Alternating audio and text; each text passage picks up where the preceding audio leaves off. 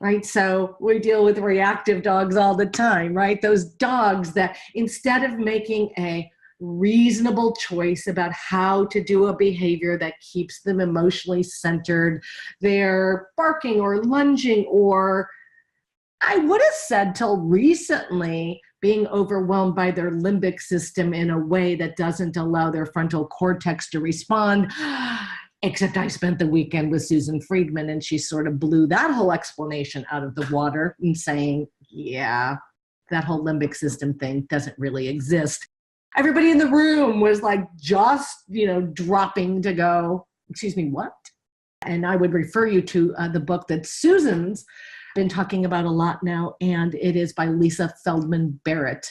And I don't have the name. I'm going to ask Corinne to look up the book on emotions by Dr. Lisa Feldman Barrett, so you can all have it. I didn't intend to say this because literally just came this weekend to describe our reactive dogs out of their right mind. No, they have a habit of behaving in a certain way that's being reinforced by environmental consequences. All right, that's true for us too, right? So if we care about reactive dogs, we should care about reactive us. So when you hate those trainers, and right now, just for a second, I'm going to ask you to pop into your head. Oh, thank you, Corinne. So I'm going to read the title of the book, How Emotions Are Made, The Secret Life of the Brain by Lisa Feldman Barrett. Dr. Friedman presented in great detail on this book at Luminos in England, but I want that resource to be accessible to you. I think it's going to be a game changer for many of us. It's very current and different information about what emotions actually are from a behavior analyst point of view. And a lot of my sacred cows in ways that I am describing things to clients are going to have to evolve yet again. Okay. So bring to mind a trainer, more than you don't agree with, whose work gives you an ulcer or nightmares. We recently, over the summer, had a video go viral from a training facility not far from me outside of Seattle, where a dog is being hit with a baseball bat. Now, as people will say, a plastic baseball bat, as if that makes a difference. But that video that went viral, that facility has been in business for a long time, and that is no surprise. They do that and worse there. So when you think of those examples of abusive, egregious, illegal training that unfortunately we all can call up, but if you hate those trainers, what are you practicing? There were a lot of comments online after that. I was in Australia when that video went viral, and folks in Australia saw the video on their social media feeds. So when I looked at the comments, I was shocked and disheartened at how many positive reinforcement trainers suggested beating the trainer with a baseball bat or worse, right? So that hate, which seems so justified, it's still hate. And so you're going to become more fluent at hating.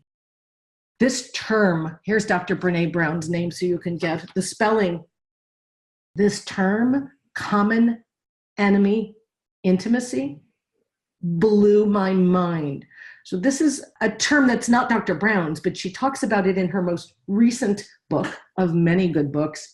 And the name of her most recent book is Braving the Wilderness. And I'm going to quote what Dr. Brown says in that book, what this is. Common enemy intimacy is counterfeit connection and the opposite of true belonging.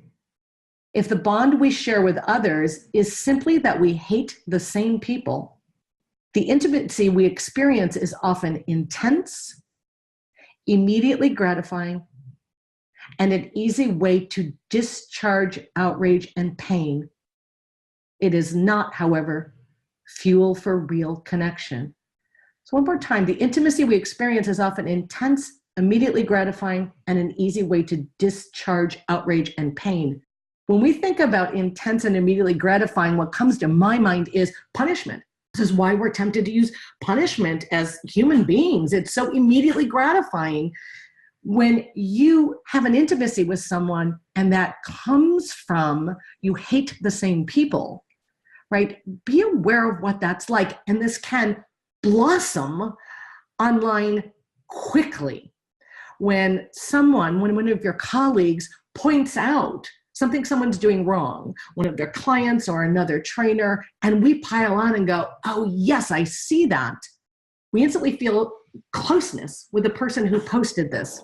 And I want you to think about what behavior are you practicing when you pile on, when you collude to that hating, even though it's someone who deserves hate. Well, that's what everybody who hates thinks. Of course, it's righteous hate, right? When you punish punishers, you just get fluent at punishing. And what's great about this is as soon as you start to become mindful of it, you have the skill set that understands how to build fluent behaviors. You're trainers. We all are. That's why this is such an invitation for those of us in our profession. I think as soon as we start to sort of think about it a bit, it makes sense. When we just vent, aren't you rehearsing attacking? This happens a lot online. The first clause in a post is, now I'm just going to vent here. I'm not saying don't do that. I'm saying think about it. Make the choice to vent. Is it really worth putting that in a public forum, especially when you are a committed positive reinforcement trainer? When you say positive reinforcement works and coercion is dangerous, when you value the humane hierarchy, when you're force-free, however you're going to describe your own practice, just think about whether you're actually showing that practice when you post online.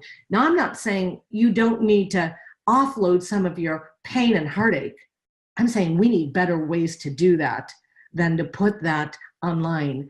I have a collection, and I'm not sharing it here, both for time and because it's so depressing.